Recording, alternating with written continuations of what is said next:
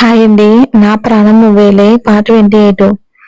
భార్గవి అశ్వత్కి మినికి పెళ్లి ముహూర్తాలు పెట్టిద్దామా అని అడుగుతుంది. అందరూ భార్గవి వైపు చూసి రెప్ప వేయకుండా అలానే అశ్వత్ వైపు చూస్తారు. కృతి భయంగా అశ్వత్ వైపు చూస్తుంది. అశ్వత్, ఏమన్నావు పిన్ని? భార్గవి, అదే మినికి నీకు పెళ్లి అనే మాట పూర్తి కాకుండానే డైనింగ్ టేబుల్ ని చేత్తో ఒక గుద్దు గుద్దుతాడు. అది గ్లాస్ టేబుల్ అవటం వల్ల అది పగిలి అశ్వత్ చేతికి గుచ్చుకుని బ్లడ్ వస్తూ ఉంటే కూడా అశ్వత్ పట్టించుకోకుండా కోపంగా భార్గవి వైపు చూసి, నేను మినీని పెళ్లి చేసుకుంటానని ఎప్పుడైనా చెప్పానా? దానికి భార్గవి ఏం మాట్లాడకుండా సైలెంట్ గా చూస్తుంటుంది. అశ్వత్ గట్టిగా, ఆన్సర్ మీ, చెప్పండి, ఎప్పుడైనా చెప్పానా? అశ్వత్ కోపం చూసి భయపడ్డ భార్గవి, ఇప్పుడు భయపడితే మినీకి అశ్వత్కి పెళ్లి చేసి ఈ ఆస్తి దక్కించుకోవాలి అన్న తన ఆశ తీరదని లేని ధైర్యం తెచ్చుకుని, మినీ నీకు మరతలు, తనని పెళ్లి చేసుకోమని అడగడంలో తప్పేముంది అంటుంది. సుమతి, అశ్వత్, ఏంట్రా అంత ఆవేశం? చూడు బ్లడ్ ఎలా పోతుందో అని చెయ్యి తీసుకోబోతూ ఉంటే చెయ్యి వెనక్కి తీసుకుని, అమ్మా, ఈ చిన్న గాయానికి నాకేమీ అవ్వదు, వదిలే అని భార్గవి వైపు చూస్తాడు అశ్వత్ కోపంగా. సుమతి, అడగడంలో తప్పులేదు కానీ వాడి మనసులో ఏముందో తెలుసుకోకుండా అడగడం తప్పు. మినీపై వాడికి ఎలాంటి అభిప్రాయం లేదు భార్గవి. భార్గవి ఇప్పుడు లేకపోవచ్చు, పెళ్లి చేసుకుంటే అభిప్రాయం మారొచ్చు. దానికి అశ్వత్ కోపంగా, పిన్ని, నేను అమ్మ తర్వాత మిమ్మల్ని అంత అభిమానంగా చూస్తాను. ఆ అభిమానాన్ని పోగొట్టుకోకండి. ఈ టాపిక్ ఇంతటితో వదిలేయండి. దయచేసి నాకు కోపం తెప్పించొద్దు అని వస్తున్న కోపాన్ని కంట్రోల్ చేసుకుంటూ పిడికిలి గట్టిగా బిగిస్తాడు.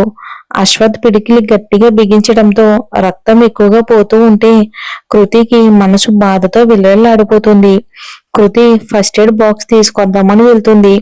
ఇక సుమతి అశ్వత్ కోపాన్ని చూసి కోపంలో, భార్గవిని వాడు ఏమైనా అంటే రమేష్ బాధపడతాడని, చూడు భార్గవి, వాడు మినీని పెళ్లి చేసుకోలేడు. నువ్వు ఈ ప్రస్తావన ఇంతటితో వదిలేస్తే అందరికీ మంచిది. భార్గవి, అంటే ఏంటక్క నువ్వనేది? ఈ ఇంట్లో నాకు నా భర్తకు ఎలాంటి విలువ లేదు అని వెళ్తున్న కృతి వైపు చూస్తూ, బయట మనుషులకు ఇచ్చిన విలువ కూడా ఇంట్లో మాకు ఇవ్వటం లేదు.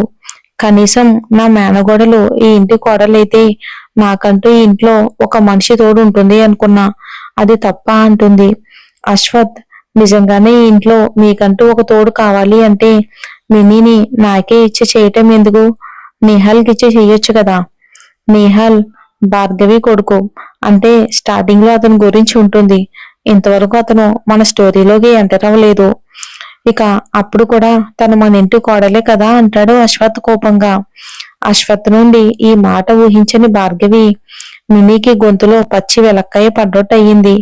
ఏం చెప్పాలో అర్థం కాక దిక్కులు చూస్తూ ఉంటారు.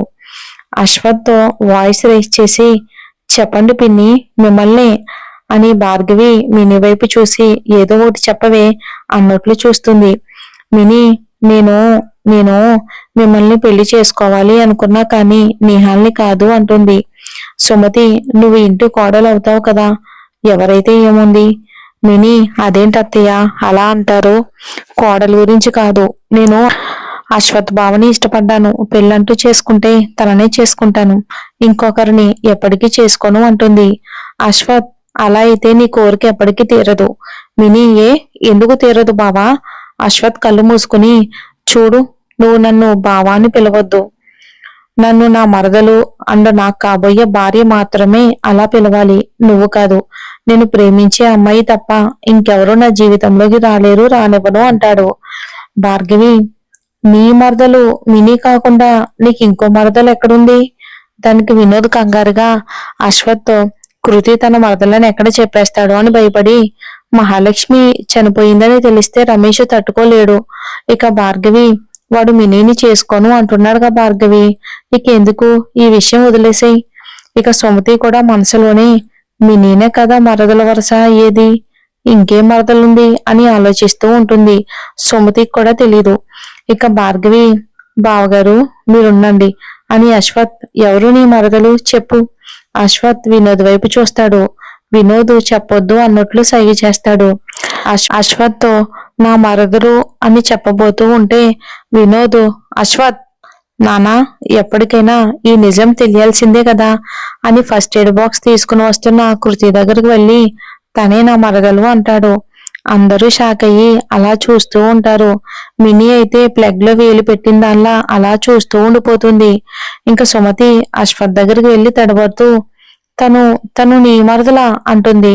ఇక ప్రణవ్, వినోద్ తప్ప కృతితో సహా అందరూ తాము విన్నది నిజమా అన్నట్లు చూస్తుంటారు షాక్ తో.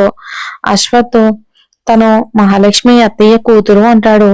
సుమతి, రమేష్ కళ్ళ నిండా నీళ్లతో కృతి దగ్గరికి వెళ్ళి రమేష్ కృతి మొహాన్ని దోసిట్లోకి తీసుకుని నువ్వు నువ్వు మా అక్క మహాలక్ష్మి కూతురువా అంటాడు. ఇక సుమతి, అశ్వత్ తను తను నిజంగానే మహాలక్ష్మి కూతురా అంటుంది. అశ్వత్, అవునమ్మా, తను నీ మేనకోడలు. సుమతి సంతోషంగా కృతి దగ్గరికి వెళ్ళి నుదుటి మీద ముద్దు పెట్టుకుని ఇన్ని రోజులు ఎందుకని ఈ విషయం చెప్పలేదు తల్లి, నీ ఇంట్లోనే నువ్వు పరాయి దానిలా పనిచేసి బ్రతకావు అని కన్నీళ్లు పెట్టుకుంటుంది సుమతి. కృతి సుమతి దగ్గర నుండి అశ్వత్ దగ్గరికి వెళ్ళి అశ్వత్ చెయ్యి పెట్టుకుని కాటన్తో బ్లడ్ క్లీన్ చేస్తూ ఉంటే అశ్వత్ తననే చూస్తూ ఉంటాడు.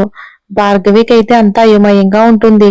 మినీ భార్గవికి మాత్రమే వినపడేలా అత్త, ఈ మహాలక్ష్మి ఎవరు అంటుంది. భార్గవి మీ ఇద్దరు మామయ్యలకు చెల్లెలు. మా పెళ్ళైన తర్వాత జాబు వైజాగ్ ట్రాన్స్ఫర్ అయిందని వెళ్లారు. ఆ తర్వాత మళ్ళీ ఇప్పుడే తన గురించి వింటున్నా అని చెప్పి మహాలక్ష్మి వదిన చాలా మంచిది. తన కూతుర్ని ఎప్పుడో చిన్నప్పుడు చూసా, మళ్ళీ ఇప్పుడే చూస్తున్నా. కృతి ఏమో వదిన కూతురు అంటే నాకు కూడా చాలా హ్యాపీగా ఉంది. తను కూడా నాకు మేనకోడలే అని మినీకి చెప్పి తనకు తెలియకుండానే తన పెదాలపై చిరునవ్వు వస్తుంది. మినీ, అత్తేంటి, అది నా వదిన కూతురు అని తెలియకుండానే తెగ ఫీల్ అయిపోతుంది. ఇలా అయితే మనకి ఇంట్లో ఎవరి సపోర్టు ఉండదు. అలా అయితే అశ్వత్థ కోట్ల ఆస్తి ఇలా చేజారినట్టే, అలా జరగడానికి వీల్లేదు అని మినీ, అత్తయ్య, దానికి ఇంటికి ఏ రిలేషన్ లేనప్పుడే దాన్ని అందలం ఎక్కించారు. ఇప్పుడు ఇది సొంత చెల్లెలు కూతురు అని తెలిసాక దాన్ని ఇంటికి మహారాణిని చేస్తారు. అప్పుడు ఈ ఆస్తిని నీ చేతికి రావాలన్న ఆశగానే మిగిలిపోతుంది అంటుంది. భార్గవి, నో, అలా జరగడానికి వీల్లేదు. మహాలక్ష్మి కూతురు వచ్చినా, మహాదేవి కూతురు వచ్చినా నీ పెళ్లి అశ్వత్తోనే జరిపిస్తా అని కృతి అశ్వత్ కి కట్టుకట్టగానే అశ్వత్ అంటుంది. ఒక్కసారిగా ఆ అరుపుకి అందరూ భార్గవి వైపు చూస్తారు. ఏంటి అన్నట్లు భార్గవి, మినీ విషయంలో నీ నిర్ణయం చెప్పు అశ్వత్, ఇక చెప్పడానికి ఏముంది. కృతి వైపు చూసి నేను నా మదల్ని చేసుకుంటాను, ఇక ఈ విషయం గురించి ఎవరు మాట్లాడినా బాగోదు అని మినీ వైపు చూసి అమ్మా, నా నిర్ణయంలో ఎటువంటి మార్పు లేదు. ఎవరైనా నా మీద ఆశలు పెట్టుకుంటే ఇక్కడ ఉండాల్సిన అవసరం లేదు అని లోపలికి వెళ్తాడు. రమేష్ కృతి దగ్గరకు వచ్చి నిన్ను చూస్తూ ఉంటే అచ్చం అక్కని చూస్తున్నట్టే ఉంది అని తన గదిలోకి వెళ్తాడు సంతోషంగా. వినోద్ మనసులోనే రమేష్ లక్ష్మి గురించి ఏమీ అడగలేదు, పోనీలే, తను బావగారు లేరు అని తెలిస్తే చాలా బాధపడతాడు, తట్టుకోలేరు. ఇక తన గదిలోకి వెళ్తాడు. సుమతి గదిలోకి వెళ్లి బెడ్ పై కూర్చుని ఆలోచిస్తూ ఉంటుంది. వినోద్ తన భుజంపై చెయ్యి వేసి సుమా, ఏంటి అంత దీర్ఘంగా ఆలోచిస్తున్నావు, ఏమైంది. మీరేగా కృతిని మీ ఫ్రెండ్స్ కూతురని ఇంటికి తీసుకొచ్చింది, అంటే కృతి మహాలక్ష్మి కూతురని తెలిసే తీసుకుని వచ్చారా అంటుంది. వినోద్ కూడా అవునని తలాడిస్తాడు. సుమతి, మరి కృతి మన ఇంటికి వచ్చి దాదాపు 3 సంవత్సరాలు అవుతుంది. మరి ఇప్పటి వరకు నాకు మీరు ఎందుకని ఈ విషయం చెప్పలేదు. ఇంతకీ మహాలక్ష్మి అన్నయ్య ఎక్కడున్నారు అంటుంది. ఆ మాట వినగానే వినోద్ మనసంతా భారంగా అయిపోతుంది. వినోద్కి కళ్ళల్లో నీళ్లు తిరుగుతూ ఉంటాయి. సుమతి వినోద్ కళ్ళల్లో నీళ్లు చూసి కంగారుగా, అయ్యో, ఏంటండి నీళ్లు, నేనేమైనా తప్పుగా అన్నానా అంటుంది కంగారుగా. వినోద్, తప్పుగా మాట్లాడింది, తప్పు చేసింది నువ్వు కాదు, ఆ దుర్మార్గులు అంటాడు బాధగా. సుమతి, దుర్మార్గులా? ఎవరండి, అసలు మీరేమంటున్నారు. వినోద్, వైభవ్ వాళ్ళు ఏం చేశారు, లక్ష్మీనారాయణ ఎలా చనిపోయాడు, వైభవ్ వాళ్ళు కృతి కోసం వెతకటం అన్నీ చెప్తాడు. సుమతి, అయ్యో, ఎంత ఘోరం చేశారండి ఆ దుర్మార్గులు. మన లక్ష్మిని అన్నయ్యని మనకు కాకుండా చేశారు. వాళ్ళని ఊరికే అసలు వదిలిపెట్టకూడదండి. వాళ్ళు చేసిన పనికి తగిన శిక్ష అనుభవించేలా చెయ్యాలి అంటుంది కోపంగా సుమతి, కళ్ళల్లో వస్తున్న నీటిని ఆపుకుంటూ, ఆవేశంగా ఊగిపోతూ. వినోదు, నీకున్న ఆవేశం, కోపం నాకు లేవనుకున్నావా సుమా? కానీ వాళ్ళు పరమ దుర్మార్గులు. ఇప్పుడు వాళ్ళ మీద కేసు పెడితే వాళ్ళకున్న పలుకుబడి, పేరు, డబ్బు ఉపయోగించి ఎలాగైనా సరే బయటకు వచ్చేస్తారు. తర్వాత వాళ్ళ కృతిని బ్రతకనిస్తారు అనుకుంటున్నావా? పోయిన వాళ్ళు ఎలాగా రారు కదా. మనం కేసు పెడితే కృతి ఎక్కడుందో మనమే వాళ్ళకు హింట్ ఇచ్చినట్టు అవుతుంది. నా చెల్లి ప్రతిరూపమైన కృతి తను ఇప్పటికే వయసుకు మించిన కష్టాలు, బాధ్యతలు, బాధలు పడింది. ఇప్పటికైనా తనని సంతోషంగా ఉండేలా చేయాలోనే. అశ్వత్ కి ఎలాగో కృతి అంటే ఇష్టం, కృతికి కూడా వాడంటే ఇష్టమే. ఇద్దరికి ఇక పెళ్లి చేస్తే బాగుంటుంది కదా అంటాడు. సుమతి కూడా, అవునండి, మీది చెప్పింది నిజమే. ఇందాక వాడి చేతికి గాయం చేసుకుంటే కృతి అసలు ఎంత బాధపడిందో. వాడికి పెయిన్ ఉందో లేదో కానీ తను మాత్రం ఎక్కువగా పెయిన్ తీసుకుంది. అశ్వత్ అంటే కృతికి ప్రాణమండి. నా మేనకోడలే నా ఇంటి కోడలైతే నాకు అంతకంటే కావాల్సింది ఏముంది అంటుంది. మినీ మినీ బావ ఎలాగో నా మాట వినడని అర్థమయ్యింది. ఎలాగోలాగా సుమతి అత్తయ్యతో మంచి చేసుకుంటే అశ్వత్ బావతో పెళ్లి చేయొచ్చని. సుమతి రూమ్ దగ్గరకు వచ్చిన మినీ అప్పటి వరకు వాళ్ళు మాట్లాడుకుంటున్న మాటలన్నీ విని తన రూమ్ కి వచ్చి బెడ్ మీద ఉన్న వాటర్ బాటిల్ తాగేసి, బాబాయ్ వీళ్ళెవరో కానీ నాకంటే డేంజరస్ గా ఉన్నారు, వాళ్ళు ఎక్కడున్నారో కనుక్కొని ఈ దరిద్రాన్ని వాళ్ళకి అప్పగించి జాగ్రత్తగా వాళ్ళతో మాట్లాడి ఈ కృతిని వాళ్ళకి అప్పచెప్పేస్తే నాకు మా బావకు ఎవరూ అడ్డుండరు అని సంతోషంతో అలాగే నిద్రలోకి జారుకుంటుంది. ఎవరైతే వినకూడదు అనుకున్నామో వాళ్ళే వినేశారు. అశ్వత్ బెడ్ పై పడుకుని కళ్ళు మూసుకోగానే కృతి తన వైపు భయంగా చూస్తూ ఉండడం గుర్తొచ్చి, నేను గట్టిగా అరిచేసరికి భయపడినట్టుంది అని లేచి కృతి గదిలోకి వెళ్తాడు. కృతి బాల్కనీలో నుంచి బయటికి చూస్తూ ఉంటుంది. అశ్వత్ మెల్లగా వెళ్లి తనని వెనక నుండి హత్తుకుంటాడు. మరేం జరుగుతుందో వచ్చే ఎపిసోడ్ లో చూద్దాం.